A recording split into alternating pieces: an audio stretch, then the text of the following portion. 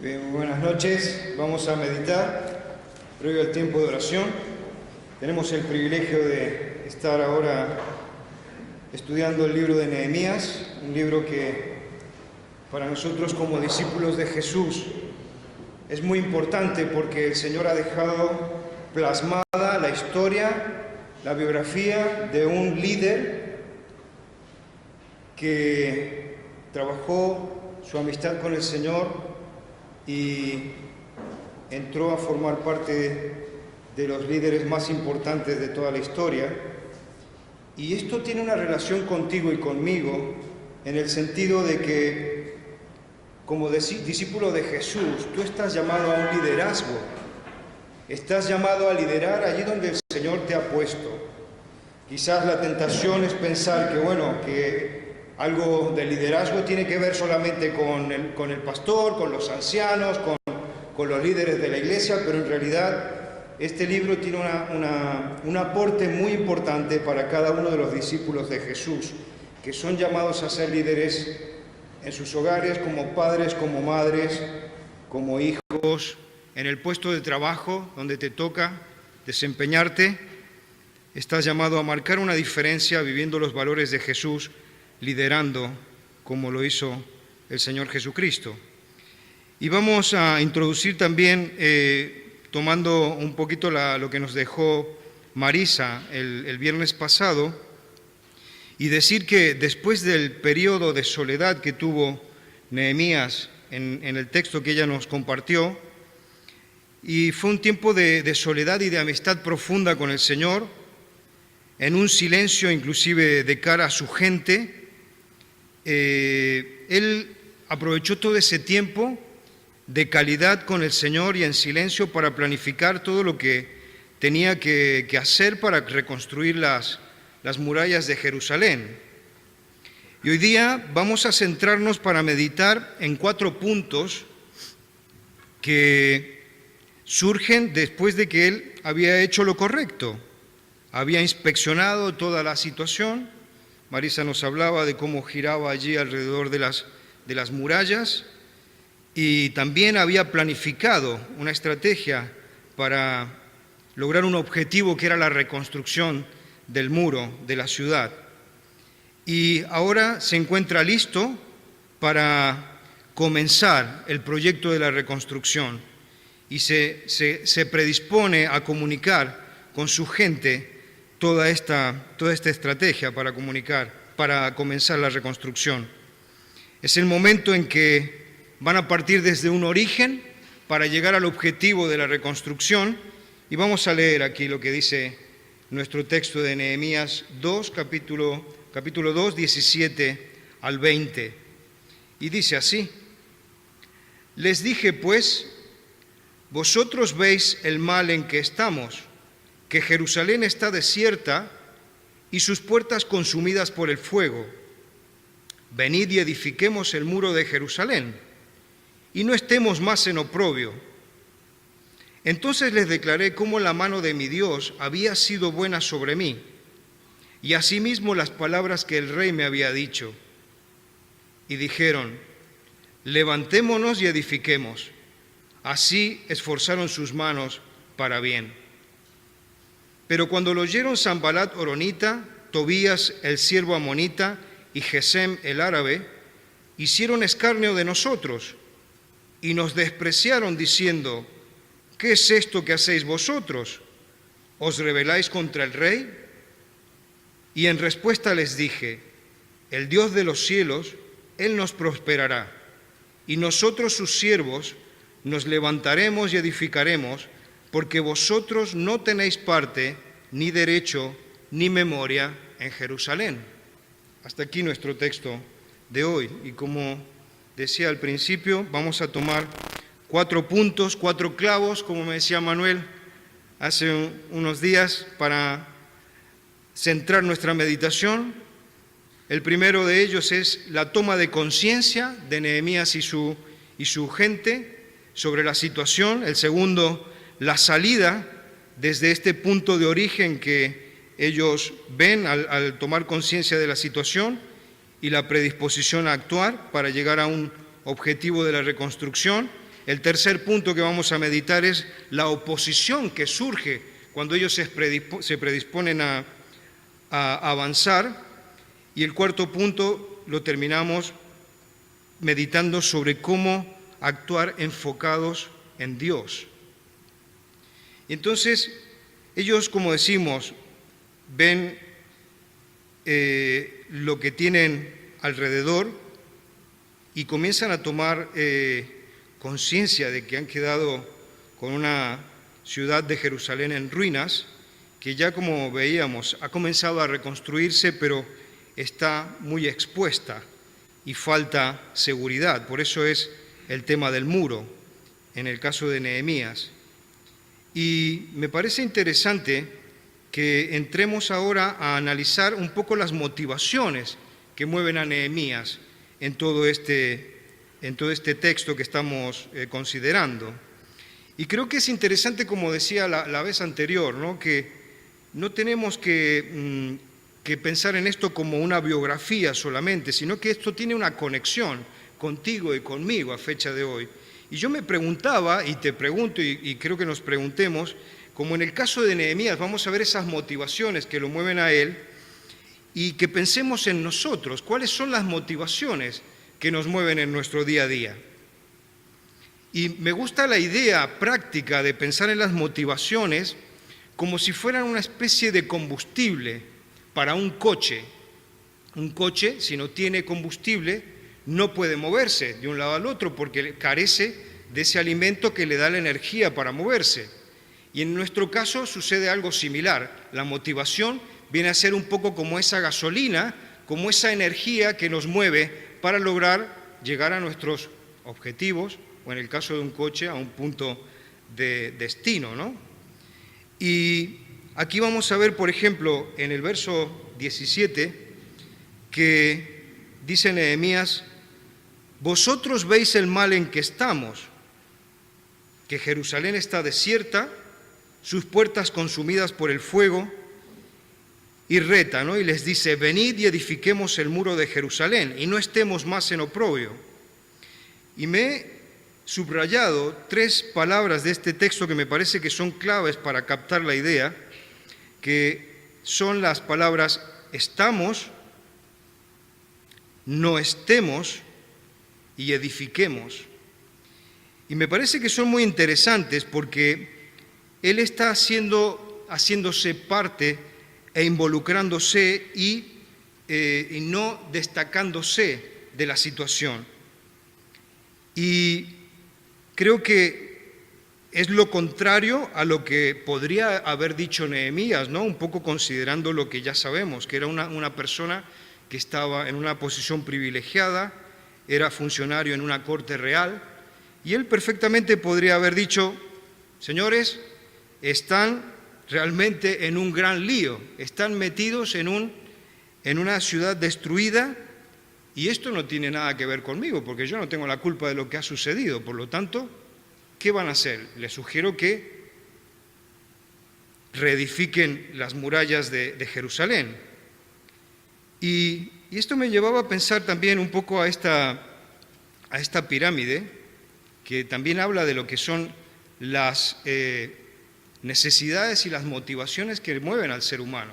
Es una pirámide que se usa mucho en marketing, en sociología, en psicología, y vemos que esta pirámide de un señor que se llama Maslow parte de la base que habla de que el ser humano está siempre a la búsqueda de satisfacer esta primera base de necesidades, donde están las más elementales, como el comer, el vestido, la vivienda, y el hombre se va moviendo por esta pirámide hacia arriba, y entonces después sigue el escalón de la necesidad de seguridad, de protección, de seguridad, de ley, de límites.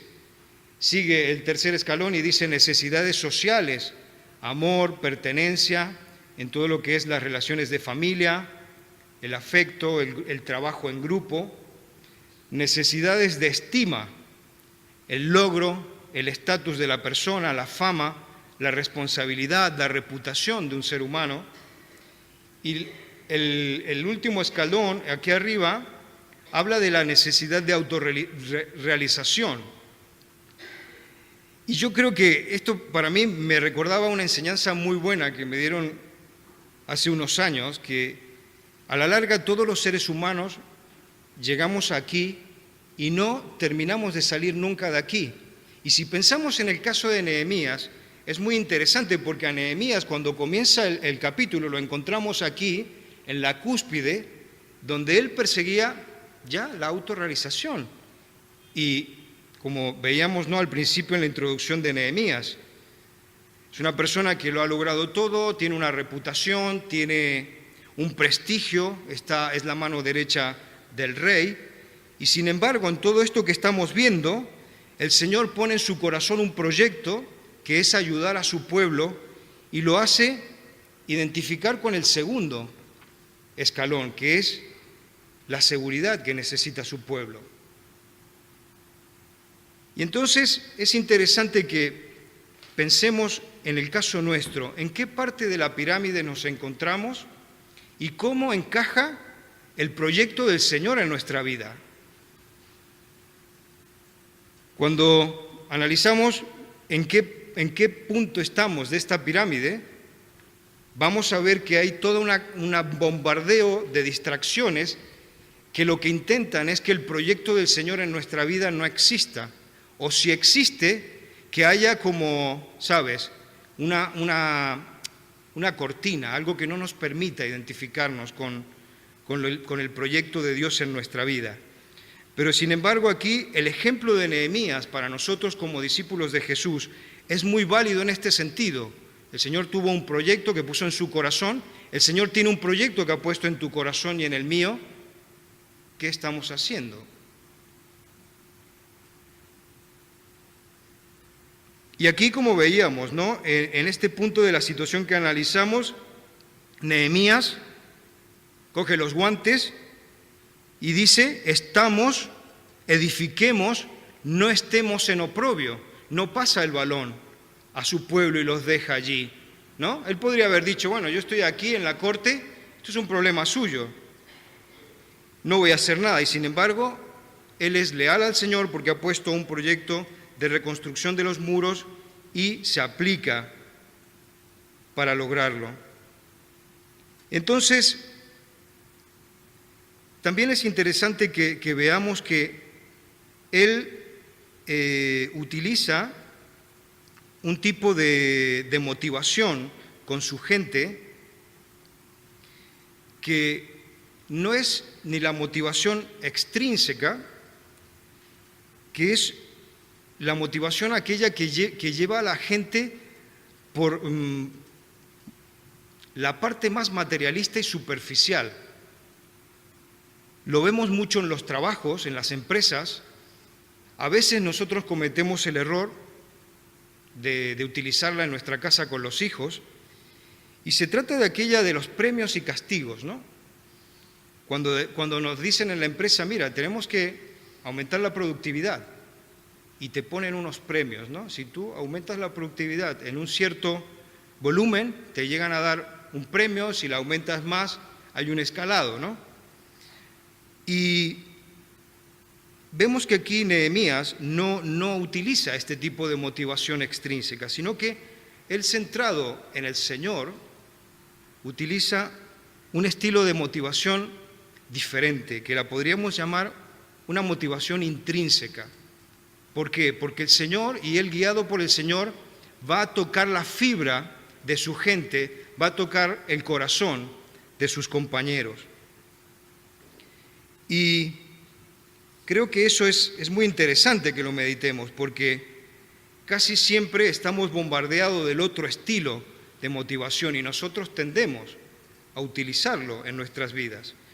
No quiere decir que esté mal, pero a la larga creo que el reto para nosotros como discípulos de Jesús es llegar a utilizar en nuestras vidas este tipo de motivación que nos muestra aquí Nehemías. La motivación que surge de un corazón sincero, de un corazón auténtico relacionado con el Señor. Y me hacía pensar mucho también en el caso de David. Cuando a David se le presenta el reto de que tiene que enfrentarse al mercenario Goliat, él no se fija en la parte externa que al final no tenía ninguna motivación para ir a enfrentarse a Goliat. Al contrario, tenía más puntos débiles para ir a enfrentarse al gigante. Y sin embargo, hay una motivación intrínseca en él, en su corazón, que es su fe, su confianza en el Señor, una confianza sincera, que es la que lo mueve a él a perseguir ese objetivo de ir a enfrentarse contra Goliat. Y creo que eso es un ejemplo en Nehemías, en David, y creo que está dirigido para nosotros, ¿no? Para que lo podamos tomar como algo para nuestra vida y que, bueno, que marque las diferencias que tiene que marcar. Vemos que aquí Nehemías no propone ningún tipo de premio a las familias que hagan más, que pongan más ladrillos en el muro. No promete ninguna vacaciones en el Mar Muerto para ninguno de ellos, ¿no? Sino que lo que él propone es algo realista, sincero, y les dice: vean las ruinas, miren cómo estamos realmente muy mal. Y la invitación y el reto es: reconstruyamos. Y el pueblo responde positivamente, el pueblo contesta: hagámoslo. Y allí comienza nuestro segundo punto, que es la salida desde este origen para alcanzar el objetivo. Y nos preguntamos, ¿por qué respondieron que sí a Nehemías? Y entendemos que Nehemías estaba siguiendo ese impulso que el Señor había puesto en su corazón. Él estaba, como decíamos, tocando la fibra de su gente, y decir que en realidad es algo muy, muy complejo, ¿no? El tocar la fibra de la gente. No son muchos los líderes que son capaces de hacer este tipo de acción, de llegar a tocar el corazón de su gente. Pero vemos aquí que el Señor ayuda a Nehemías para que lo logre. Y entonces dice Nehemías: les declaré cómo la mano de mi Dios había sido buena sobre mí, y asimismo las palabras que el rey me había dicho. Y termina el versículo 18 diciendo: y dijeron, levantémonos y edifiquemos, y así se esforzaron sus manos para bien. Entonces han cogido impulso, han tomado conciencia de la situación, han fijado el objetivo para ir a hacer la reconstrucción de los muros, se disponen a arrancar, y surge aquí algo que es nuestro tercer punto de la meditación, que es la oposición. Y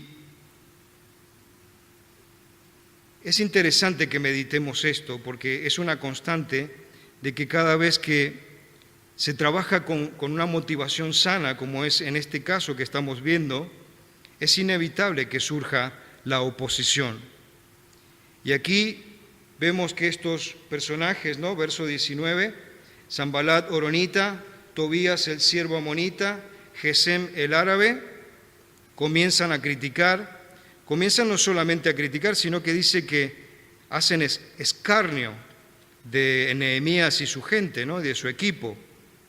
Nos despreciaron, dice, diciendo: ¿qué es esto que hacéis vosotros? El término hebreo que está usando aquí para hablar de escarnio significa como una burla repetida, o sea, es algo borde, ¿no? Que se están burlando de ti por hacer algo, y es lo que está sucediendo aquí con Nehemías. Y podemos pensar en estos personajes con mucho orgullo, altanería, mirando por encima de los hombros a Nehemías y sus compañeros, ¿no? Tomándolos por locos, inclusive como rebeldes al rey. Podemos imaginar a Nehemías argumentando, ¿no? Diciendo: ¿cómo locos? Si esto me lo ha aprobado hasta Artajerjes, tengo las cartas. ¿No las ven? Que tengo las cartas del rey. Si yo fuera un loco, el rey no me hubiese aprobado hacer todo esto. Y sin embargo, estos tres se siguen allí ensañando en contra de ellos. Pero la respuesta de Nehemías también es muy ejemplar para nosotros, porque él toma el proyecto del Señor como válido, coge impulso y va adelante. Él responde: el Dios de los cielos, Él nos prosperará, y nosotros sus siervos nos levantaremos y edificaremos, porque vosotros no tenéis ni parte ni derecho, ni memoria en Jerusalén.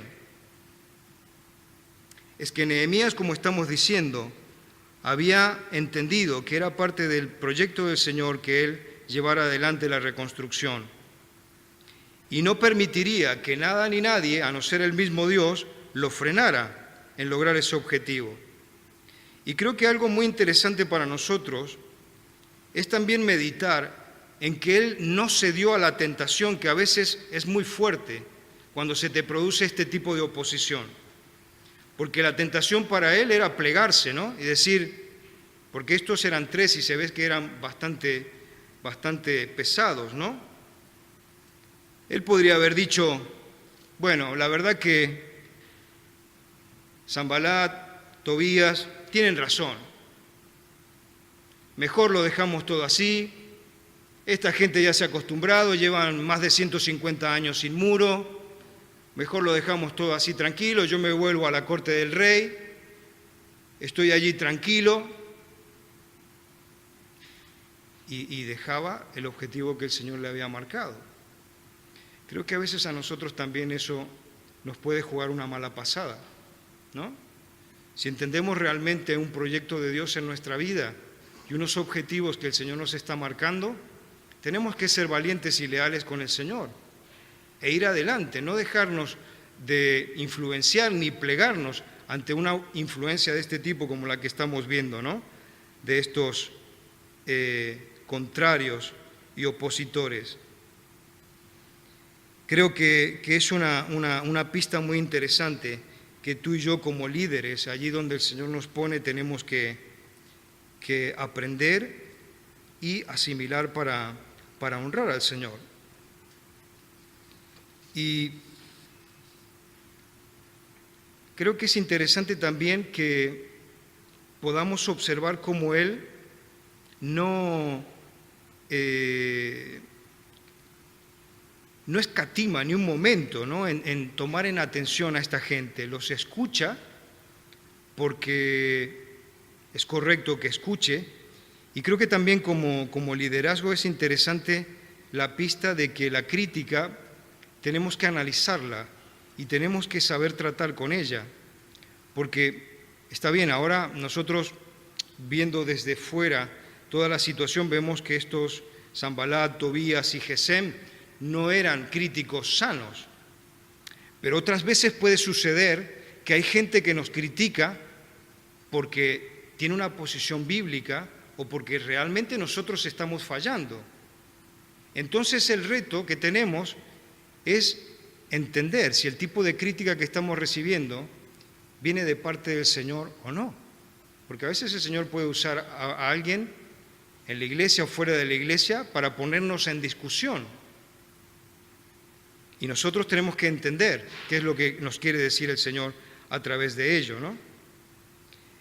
Y me gustaba también ver un poquito más adelante, leyendo Nehemías, en el capítulo 4, verso 3, cómo estos no pararon de criticar. En 4, verso 3, por ejemplo, se lee de que inclusive el muro ya estaba a medias levantado, ellos siguen criticando y oponiéndose. Y dice el verso 3 del capítulo 4, dice, y estaba junto a él Tobías amonita, el cual dijo, lo que ellos edifican del muro de piedra, si subiera un zorro lo derribará. O sea, seguían mofándose de ellos, seguían burlándose de ellos, pero lo interesante también es ver que lo estaban haciendo ya detrás del muro. Y por lo tanto eso nos habla de que el Señor había favorecido el proyecto que estaban llevando adelante Nehemías y su equipo, ¿no? Por lo tanto, aquí entra el cuarto punto para terminar nuestra reflexión de la importancia que tiene para nosotros de mantener nuestro enfoque en Dios. Y me hacía volver un poco al solo Christus que me había tocado meditar hace unos días atrás, ¿no? Ese solo Christus para nosotros es muy importante porque hoy con todo el bombardeo que decía al principio que tenemos, somos tentados de que nuestra atención se vaya hacia muchos lugares, ¿no? Inclusive a veces, ayer veía una publicidad, por ejemplo, por el tema este de las fiestas y todo, y salió una publicidad de un cava que dice, la Navidad eres tú. La Navidad eres tú. No es la única que he visto, pero así, con un mensaje tan directo y tan claro, la Navidad eres tú, creo que ya es el colmo, ¿no? Escuchar esto.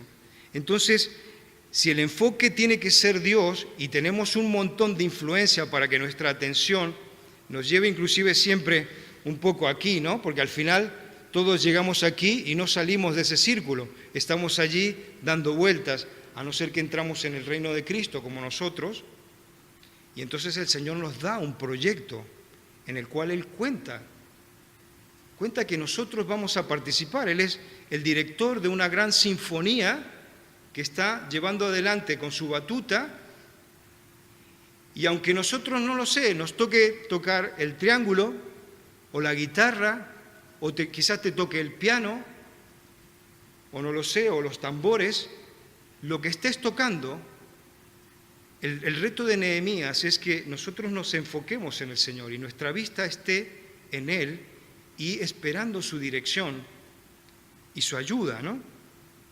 Y termino un poco con el texto de Hebreos 12. El autor de Hebreos 12 lo dice magistralmente. El autor de Hebreos en capítulo 12, 1-2, nos deja una pista con la cual cerramos nuestra meditación para empezar a orar. Y él escribe, corramos con paciencia la carrera que tenemos por delante, puesto los ojos en Jesús, el autor y consumador de la fe. Así que con esto yo me freno y dejo lugar para que reaccionemos en nuestras oraciones. Rosario nos va a guiar ahora en el tiempo de oración, pero te invito a que reacciones en cuanto a la meditación que se te viene impartida, porque el Señor quiere que consideres todo esto y reacciones, y después tenemos más motivos para orar. Rosario, ¿nos vas a guiar? Gracias.